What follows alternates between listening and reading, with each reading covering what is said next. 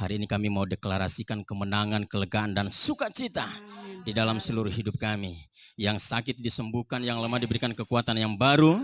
Kami semua bersukacita oleh karena sesuatu yang besar, yang dahsyat, yang hebat sedang terjadi atas hidup kami hari ini. Terima kasih Bapak, kami sudah memuji Tuhan, kami sudah menyembah Engkau Allah yang hidup. Waktunya kami akan belajar firman-Mu. Bapak, urapi hamba-Mu yang terbatas ini.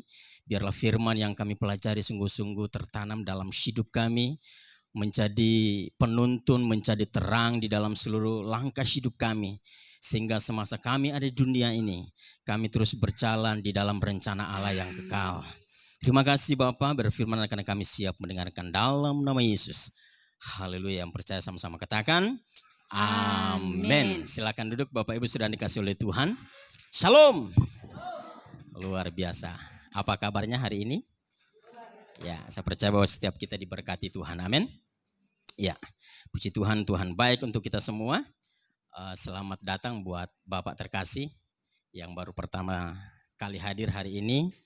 Saya percaya bahwa Tuhan memberkati dan kami berterima kasih sudah bisa beribadah bersama-sama dengan kami di tempat ini. Kiranya Bapak dan juga keluarga diberkati oleh Tuhan. Amin. Ya, dan untuk kita semua. Nah, hari ini kita akan belajar satu tema, yaitu tentang pengharapan, ya. Bapak Ibu sudah dikasih oleh Tuhan, ini hal yang sangat penting dalam seluruh kehidupan kita, ya. Orang yang paling malang dalam hidupnya itu bukan orang yang tidak memiliki harta, bukan orang yang tidak memiliki apa-apa, ya, atau bahkan orang bodoh sekalipun. Tetapi orang yang paling malang adalah orang yang tidak memiliki pengharapan di dalam Yesus. Haleluya. Nah, kita lihat ada begitu banyak, ya, peristiwa-peristiwa yang menyedihkan, ya. Baik itu di kalangan artis, ya, mulai dari Hollywood sampai ke kampung-kampung. Haleluya. Ya. Apa yang mereka lakukan? Ada yang bunuh diri, ya. Apakah mereka kurang popularitas? Apakah mereka kurang dana, kurang uang, kurang gaji? Enggak, Saudara. Satu hal, karena mereka memang tidak memiliki pengharapan itu.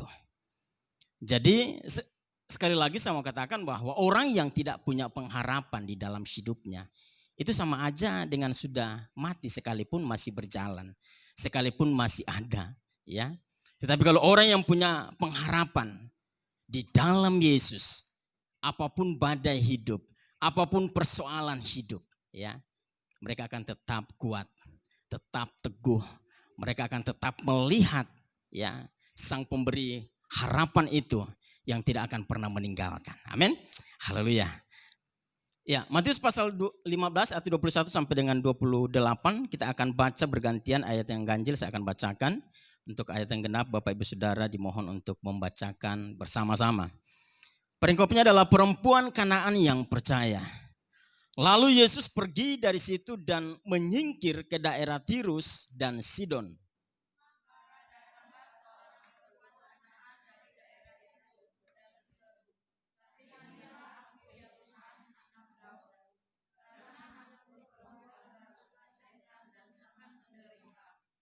Tetapi Yesus sama sekali tidak menjawabnya. Lalu murid-muridnya datang dan meminta kepadanya, suruhlah ia pergi. Ia mengikuti kita dengan berteriak-teriak.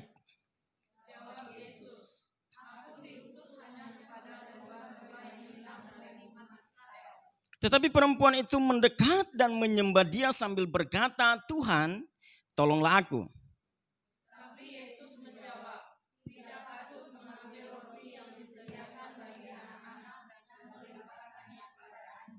Kata perempuan itu, benar Tuhan, namun anjing itu makan remah-remah yang jatuh dari meja tuannya.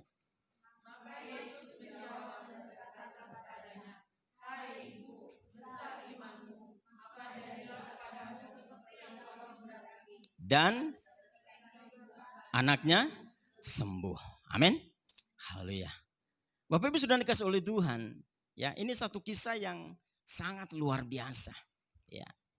Satu kisah di mana kalau kita pelajari ayat demi ayat, seolah-olah Yesus cuek dengan teriakan sang perempuan tersebut. Tetapi apa yang kita temukan di dalamnya? Ya, sebelumnya kita akan belajar apa yang dimaksud dengan pengharapan. Ya, apa yang dimaksud dengan pengharapan? Pengharapan merupakan proses penantian terhadap hal-hal yang akan terjadi nanti. Hal-hal yang akan terjadi di kemudian hari. Ya, di tahun depan, 5 tahun ke depan, 10 tahun ke depan, selama kita hidup. Ya.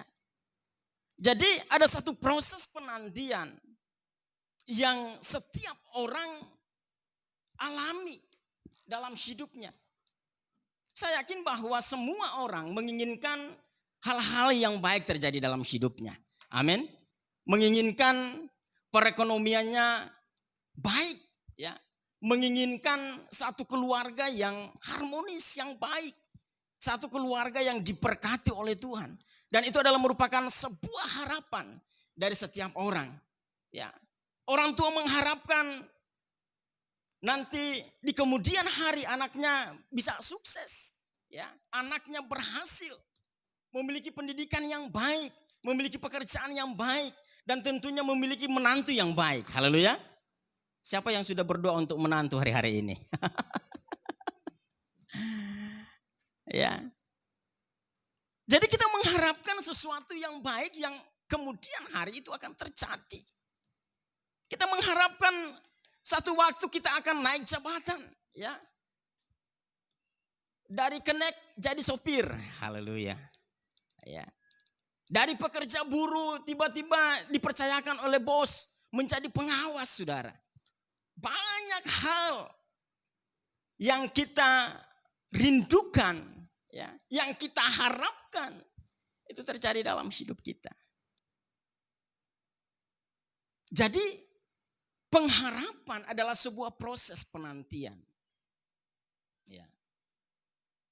Ketika sepasang sejoli menikah, mereka akan mengharapkan untuk secepatnya dapat momongan. Betul enggak? Betul, saudara. Karena enggak enak, saudara. Ya. Waktu masih pacaran, kapan kau nikah? Setelah udah nikah, kapan punya anak? Udah punya 1, kapan mau nambah lagi? Udah punya 2, kapan mau nambah lagi? Ya. Lo anaknya kan cewek semua, cari dong biar dapat cowok. Akhirnya saudara, orang berkata bahwa banyak anak itu banyak rezeki. Tapi waktu masih kecil apalagi tangga-tangga ngurusnya itu enggak mudah, saudara. Saya melihat bagaimana pertumbuhan anak-anak kami, ya. Yang satunya seperti ini, yang satunya gayanya beda. Tapi tentunya setiap orang tua, setiap kita mengharapkan sesuatu yang baik terjadi atas hidup anak kita. Amin. Haleluya. Semua kita mengharapkan bahwa saya ke depannya akan semakin Tuhan pakai secara luar biasa dalam pelayanan, ya. Baik itu sebagai worship leader, sebagai singer, sebagai pemusik, ya. Nah, saudara, harapan itu harus disertai dengan tindakan. Ada satu action yang perlu kita lakukan dalam hidup ini. Karena kalau kita mengharapkan sesuatu yang baik lalu kemudian kita diam aja, ya, bagaimana hal itu bisa terjadi? Haleluya. Jadi pengharapan adalah sebuah proses terhadap hal-hal yang akan terjadi nanti atau di kemudian hari dalam kehidupan kita. Apa yang dapat kita pelajari dari kisah hidup perempuan Kanaan yang percaya? Yang pertama adalah dia sungguh-sungguh menaruh harap hanya kepada siapa? Yesus. Dia tahu bahwa hanya Yesus yang dapat menolongnya. Dia tahu bahwa hanya Yesus yang dapat menyembuhkan anaknya dari penyakitnya. Ya. Kalau kita baca pasal-pasal sebelumnya, itu sudah banyak tanda-tanda mujizat, ya, tanda-tanda ajaib yang terjadi di dalam pelayanan Yesus. Oleh sebab itu perempuan Kanaan ini pada waktu dia dengar Ya, bahwa ada satu pribadi yang mampu melakukan hal itu. Maka dia menaruh harapnya sepenuhnya hanya kepada dia. Karena dia yakin, dia percaya. Dialah satu-satunya yang bisa menolong anak saya. Dialah satu-satunya yang bisa menyelesaikan persoalan saya. Dialah satu-satunya yang dapat mengerjakan hal-hal yang tidak mungkin manusia bisa lakukan. Oleh sebab itu dia menaruh harapnya. Dia sungguh-sungguh menaruh harapnya hanya kepada Yesus. Karena dia tahu hanya Yesus yang dapat melakukannya. Matius pasal 15 ayat 21 22, lalu Yesus pergi ya dari situ dan menyingkir ke daerah Tirus dan Sidon. Di ayat yang ke-22, maka datanglah seorang perempuan Kanaan dari daerah itu dan berseru apa? Kasihanilah aku ya Tuhan, anak Daud. Karena anakku perempuan kerasukan setan dan sangat menderita. Mengapa Alkitab mencatat atau menyebutnya sebagai perempuan Kanaan? Apa yang terjadi dengan dia, saudara? Apa yang bisa kita pelajari dari perempuan ini? Kenapa Alkitab harus menyebutnya bahwa dia adalah perempuan Kanaan? Ya. Dalam kitab Kejadian pasal 9 ayat 18 sampai dengan ayat yang ke-27, ini diceritakan tentang satu kisah yang luar biasa. Kita tahu semua siapa? Nuh, ya. Yang diselamatkan oleh Tuhan dari apa? Dari mana? Air bah. Ya. Setelah peristiwa air bah itu selesai, ya, mereka sudah membangun rumah, sudah berada di kemah, ya. Dan satu kali saudara, Nuh ini minum anggur dan menjadi mabuk. Apa yang terjadi, saudara? Karena pengaruh anggur itu, akhirnya Nuh sampai apa? Telanjang. Nah, anaknya Nuh ada Sem, Ham, dan Yafet. Si Ham ini melihat aurat daripada ayahnya. Lalu kemudian setelah dia lihat, dia ceritakan sama saudaranya tentang semua hal tentang ayahnya yang dia lihat, yang dia perhatikan ketika itu, saudara. Akhirnya kedua saudaranya ini mengambil kain lalu kemudian menutupnya. Itu pun menutup bukan berhadapan begini ya, mereka balik belakang lalu kemudian ayahnya mereka bungkus dengan kain itu. Nah, saudara dikasih oleh Tuhan, waktu Nuh sadar dan dia dengar semua yang dilakukan oleh anaknya Ham, maka di situ dikatakan bahwa Nuh mengutuk Kanaan. Karena Ham adalah bapa bangsa apa? Kanaan. Jadi Nuh mengutuk Ham sebagai bapa bagi orang-orang Kanaan, bagi bangsa Kanaan. Menjadi hamba, menjadi budak. Dan yang paling hina dari saudara-saudaranya. Atau bisa dikatakan bahwa bangsa Kanaan adalah bangsa yang paling hina dari semua bangsa-bangsa yang lain. Kenapa demikian? Karena Nuh melepaskan kutuk itu kepada Ham sebagai bapa bagi bangsa Kanaan. Nah, saudara dikasih oleh Tuhan. Inilah yang akhirnya ya dialami, diterima, dirasakan oleh semua keturunan daripada Ham itu sendiri.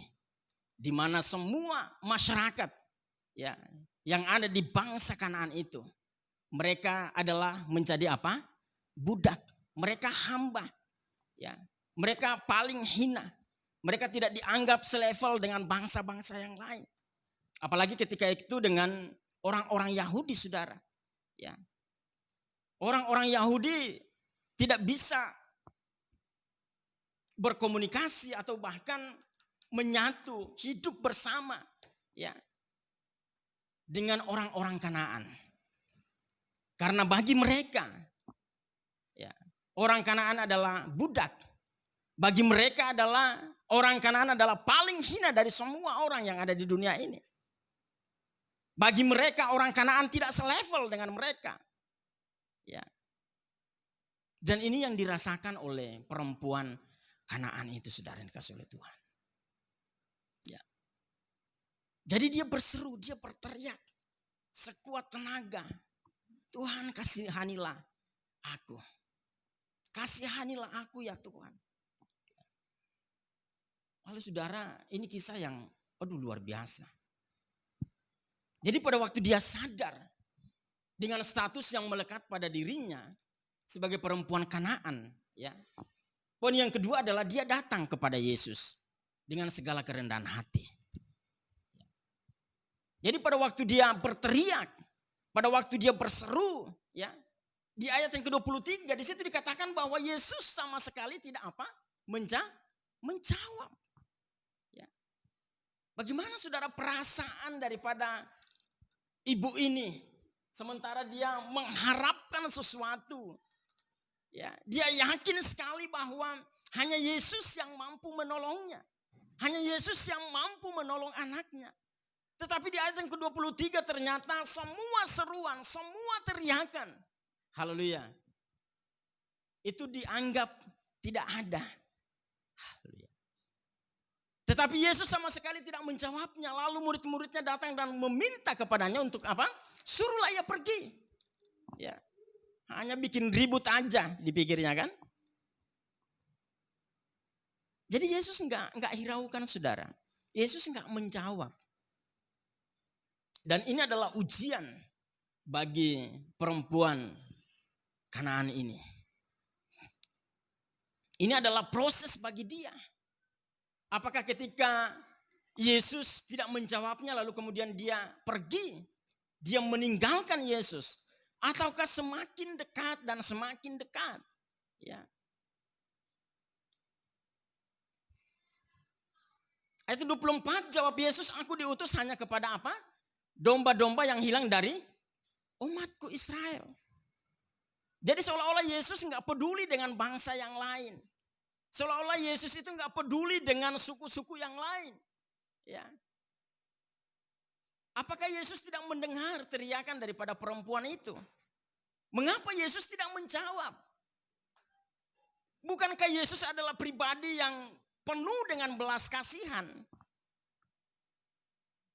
Yang pada akhirnya menyelamatkan semua bangsa tanpa memandang bangsa A, B dan lain sebagainya. Ya. Mengapa Yesus enggak menjawab saudara? Apakah Yesus enggak dengar teriakan itu? Bukankah Yesus adalah pribadi yang penuh dengan belas kasihan? Tapi kenapa dia diam saja? Ya. Saudara, kalau kita pelajari, sebenarnya Yesus sedang memberikan pelajaran. Baik itu kepada perempuan tersebut, bahkan kepada murid-muridnya. Agar supaya apa saudara? Supaya ketika menghadapi berbagai pergumulan hidup, ya, kalaupun seolah-olah, ya, apa yang kita doakan, apa yang kita gumuli sampai hari ini belum terjadi, ya, maka kita belajar untuk tetap percaya. Belajar untuk tetap berharap sepenuhnya kepada Tuhan. Saudara, saya membayangkan kalau seandainya posisi perempuan Kanaan ini ada di posisi kita. Apa kira-kira yang terjadi? Hah? Apa yang terjadi? Almarhum Olga bilang, hancurlah hancurnya hatiku. Hancur apa? Hancur hati. Ya. Dan dia mengalami hal yang demikian saudara. Tetapi sekalipun Yesus tidak menjawab dia. Sekalipun seolah-olah Yesus tidak dengar apa yang dia sampaikan. Apa yang dia serukan. Atau bahkan teriakan-teriakan daripada perempuan ini. Ya. Dia tidak pernah berhenti saudara. Ya. Dia tidak pernah merasa lemah. Ya. Dia tetap datang dan terus datang dan terus datang. Tetap berseru dengan segala kerendahan hatinya di hadapan Yesus. Apa yang dia lakukan saudara? Di poin yang ketiga, Dia semakin mendekat dan apa? Menyembah. Wow. Jadi sekalipun Yesus nggak dengar teriakan dia. Dia dicuekin. Bahkan dikatakan bahwa dia datang hanya untuk orang-orang Israel yang hilang. Dia nggak datang untuk bangsa yang lain. Kalau kita terjemahkan seperti itu. Tetapi justru tantangan itu membuat perempuan Kanaan ini semakin dekat dengan Yesus. Dia semakin dekat dan semakin dekat, lalu apa yang dilakukan? Dia menyembah, saudara. Menyembah itu bukan seperti kita yang angkat tangan, tetapi dia tersungkur di kaki Yesus. Ya. Dia menyembah, saudara. Dia tersungkur di kaki Yesus. Di ayat yang ke-25, tetapi perempuan itu mendekat dan menyembah dia sambil berkata apa? Tuhan, tolonglah aku. Jadi dia menyembah, dia tersungkur. Kalau dalam bahasa Ibraninya, ya, menyembah itu mencium kaki orang yang kita sembah. Ini yang dilakukan oleh perempuan Kanaan itu. Dia meyakinkan Yesus bahwa dia sungguh-sungguh mengharapkan pertolongan. Dia sungguh-sungguh mengharapkan mujizat, anugerah daripada Yesus itu sendiri. Nah, sudah dikasih oleh Tuhan, ada keintiman yang semakin dalam saat kita tahu bahwa hanya Yesus apa? Yang paling mengerti apapun keadaanmu. Ya, semakin intim dan semakin intim. Semakin dalam dan semakin dalam, saudara. Pada waktu kita tahu, pada waktu kita yakin bahwa hanya Yesus yang mengerti apapun keadaan kita. Ya. Maka ada satu aksi, ada satu action yang dimana semakin dalam. Semakin intim dengan Tuhan. Bukan justru menjauh. Justru semakin banyaknya pergumulan hidup. Tuhan mengajar kita untuk semakin intim dengan Dia. Semakin dalam, bangun hubungan, bangun komunikasi. Semakin intim, semakin dalam dengan Yesus. Ya. Tapi kalau orang nggak tahu bahwa Yesus sanggup menolongnya, ya, maka sekali berseru nggak dijawab, langsung pergi kepada dukun. Makanya paranormal laris di mana-mana, saudara. Haleluya. Kenapa? Karena pengennya cepat, pengennya instan. Dia nggak tahu si paranormal itu kasih masalah yang lain lagi kepada dia. Ya. Akhirnya tadinya punya banyak harta, punya banyak kekayaan, jatuh miskin. Kenapa, saudara? Kena tipu. Nah, perempuan Kanaan ini tidak demikian. Dia semakin intim dengan Yesus. Dia semakin dalam dengan Yesus. Kenapa? Karena dia tahu, dia mengerti, ya, bahwa hanya Yesuslah tahu apapun keadaan kita. Ada keintiman yang semakin dalam saat kita tahu bahwa Yesus tak pernah tinggal diam untuk setiap apa? Masalah dan permohonanmu. Jadi pada waktu kita tahu bahwa Dia tidak pernah tinggal diam atas segala persoalan kita, atas setiap permohonan kita, maka dari sisi kita, ya, kita melakukan tindakan-tindakan yang paling intim dengan Tuhan. Saudara, saya sangat diberkati dengan kesaksian satu ibu yang luar biasa. Semua masalah bertubi-tubi datang. Tapi dia betul-betul intim dengan Tuhan. Dia begitu dalam dengan Yesus. Karena dia tahu bahwa Yesus tidak pernah tinggal diam untuk setiap masalah dan permohonan kita. Saya percaya bahwa setiap kita itu punya kesaksian yang luar biasa bersama dengan Yesus. Amin. Nah, kalau kita orang Kristen lalu kemudian gak punya kesaksian hidup bersama dengan Yesus ini perlu dipertanyakan. Apakah kita benar-benar pengikut Yesus atau pengikut yang lain? Ya. Semua orang punya pengalaman pribadi dengan Yesus. Ketika mereka hidup sungguh-sungguh di dalam Dia. Ya. Nah, saya percaya bahwa hal ini tidak hanya terjadi bagi perempuan Kanaan ini, tetapi untuk semua kita orang yang percaya. Amin. Pada waktu kita tahu bahwa Yesus tidak pernah tinggal diam, ya, untuk setiap masalah dan permohonan kita, maka kita akan semakin intim dengan Dia. Ya. Berikutnya adalah ada keintiman yang semakin dalam saat kita tahu bahwa Yesus adalah jawaban yang pasti dari apa? Setiap pergumulan. Ya. Saudara, Alkitab berkata bahwa terkutuklah orang mengandalkan apa? Kekuatannya. Tetapi diberkatilah orang yang apa? Mengandalkan Tuhan. Ya. Di tengah-tengah situasi yang morat-marit hari-hari ini, ya. Sering saya sampaikan bahwa dengan adanya COVID-19 ini banyak orang, ya, terdampak oleh karena COVID ini, ya. Ada yang di PHK, ya. Ada yang gajinya dipotong, ya. Atau bahkan ada yang harus kehilangan orang yang mereka kasihi. Ya. Dan ini satu pergumulan yang luar biasa, saudara. Ya. Oleh sebab itu, kepada siapa kita berharap? Ya. Kita berharap pemerintah dengan segala program, ya, dapat menyelesaikan persoalan ini. Kita sudah kurang lebih 8 bulan, ya. Dan kalau kita hitung jumlah yang meninggal karena COVID di seluruh dunia ini enggak sedikit, saudara. Berjuta manusia meninggalkan orang yang mereka kasihi karena mengalami masalah ini.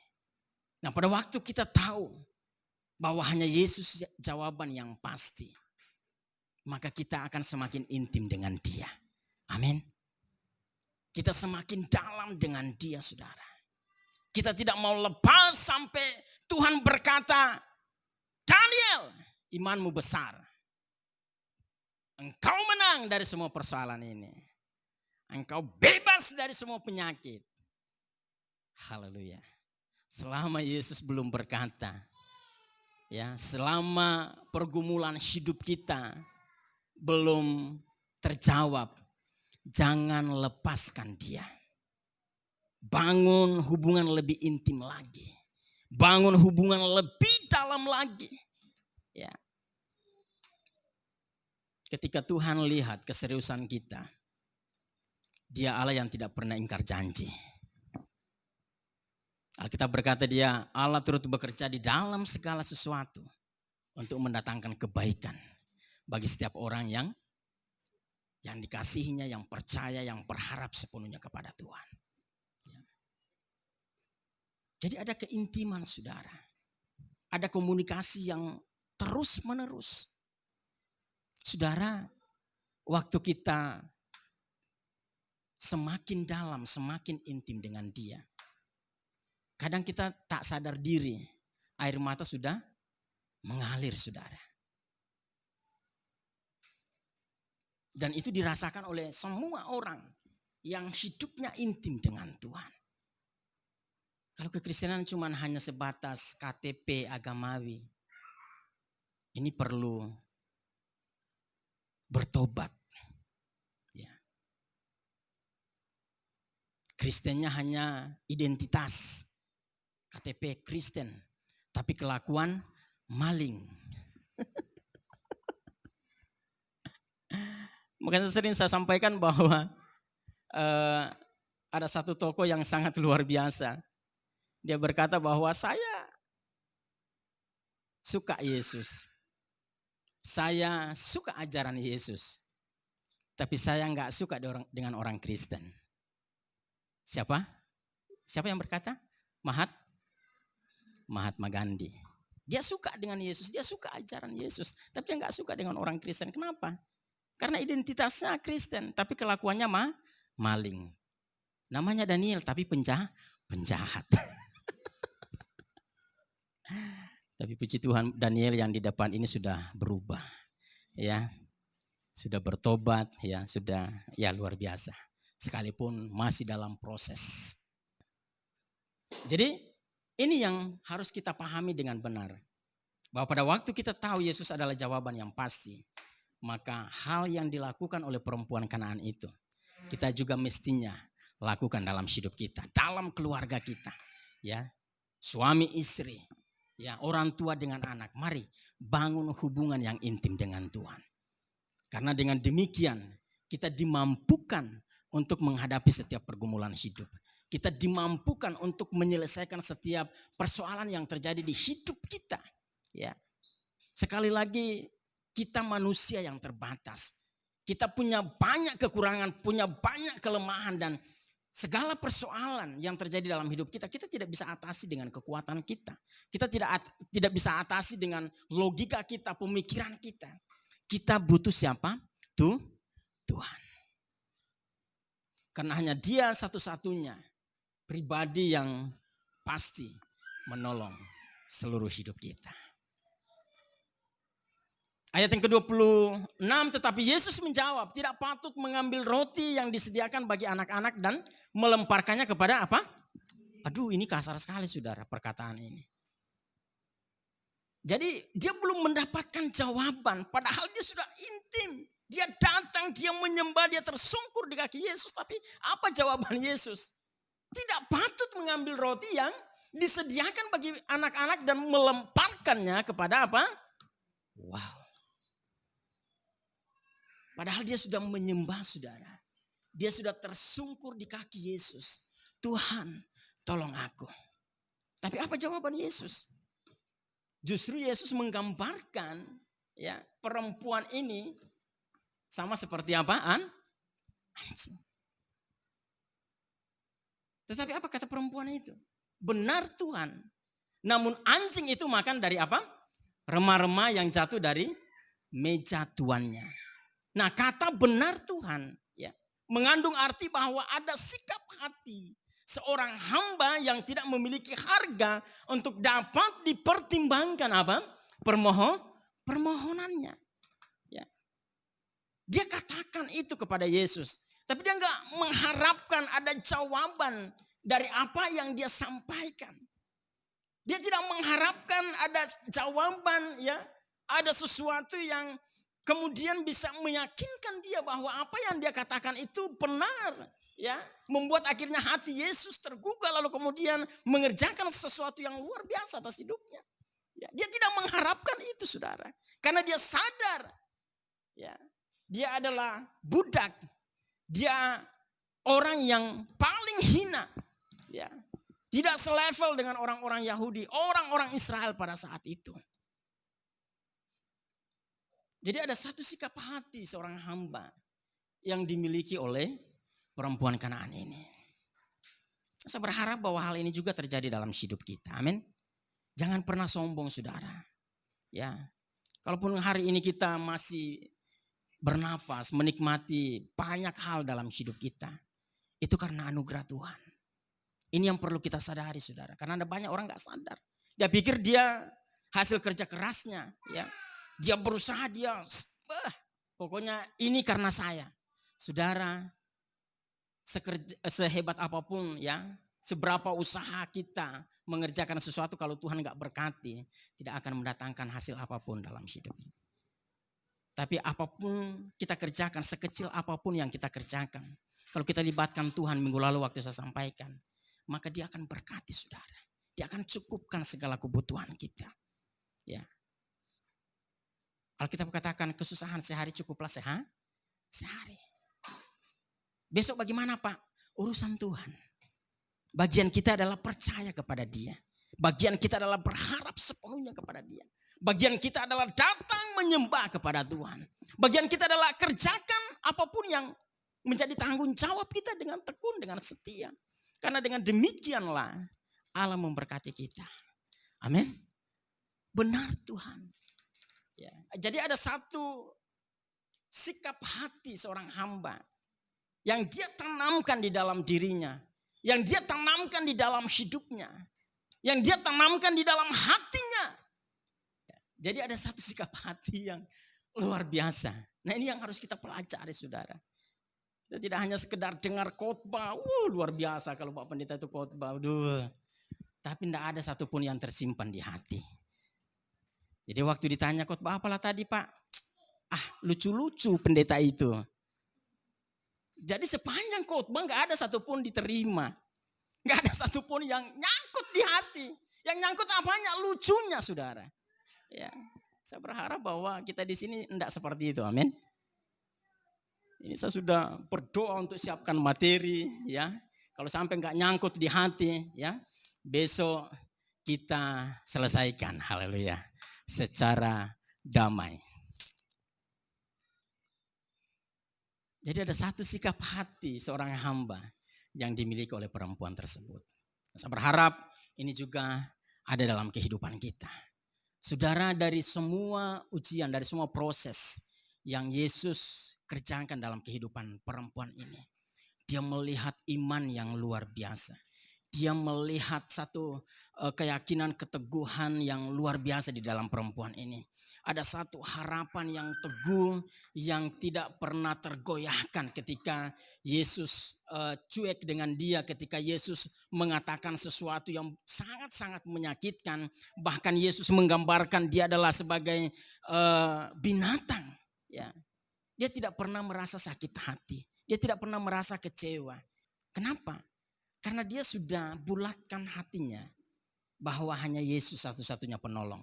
Apapun yang terjadi, ya, saya akan tetap percaya Yesus. Apapun yang terjadi, saya akan tetap mengharapkan belas kasihan daripada Yesus itu sendiri. Karena dia tahu Yesuslah satu-satunya jawaban atas semua pergumulan hidupnya. Di ayat yang terakhir dikatakan, maka Yesus menjawab dan berkata kepadanya apa? Hai ibu, besar imanmu, maka jadilah kepadamu seperti yang kau kehendaki. Maka kapan saudara? Besok, lusa? Enggak. Seketika itu juga anaknya apa? Sembuh. Haleluya. Dia melewati proses yang panjang saudara. Ya, sekalipun pertemuannya beberapa jam waktu itu, tapi apa yang dikerjakan oleh Yesus ini bisa saja membuat orang pergi meninggalkan Yesus. Anda berpikir, wah Tuhan kok nggak jawab doa saya? Ya, saya sudah berdoa, sudah sekian, ya, sudah bertahun-tahun sampai hari ini tidak ada titik terang, saudara. Ingat sekali lagi, segala sesuatu yang Allah kerjakan dalam hidup kita itu mendatangkan kebaikan. Pengkhotbah katakan bahwa segala sesuatu ada waktunya. Dan Yesus melakukannya, mengerjakannya, itu selalu indah pada waktunya. Ya. Jadi tidak usah khawatir, tidak usah menjadi orang yang lemah karena kita punya Yesus yang besar. Kita punya Allah yang besar. Pada waktu kita melewati proses, melewati ujian yang Tuhan izinkan. Di akhir dari semua rentetan peristiwa yang kita alami dalam hidup kita, kita akan mengalami jawaban yang luar biasa. Apapun yang kita doakan hari-hari ini, percayalah, Dia Bapa yang setia. Dia Allah yang setia, Dia tidak pernah meninggalkan kita. Dia selalu ada untuk kita semua. Oleh sebab itu mari kita bangun kehidupan kita di dalam Dia. Ya. Beberapa waktu yang lalu kita belajar tentang hidup di dalam Dia, ya, berakar di dalam Dia, dibangun di atas Dia, ya. Dan banyak hal. Ini yang perlu kita lakukan di tengah-tengah kondisi yang menakutkan hari-hari ini. Saya percaya pada waktu kita lebih intim, lebih dalam lagi dengan Yesus, maka kita akan dimampukan untuk menghadapi berbagai hal dalam hidup ini. Maka dari itu, biarlah harapan kita tidak pernah pudar. Amin. Berharaplah sepenuhnya kepada Yesus, karena hanya Dia satu-satunya Allah yang dapat menolong seluruh hidup kita. Puji Tuhan, Tuhan memberkati kita semua.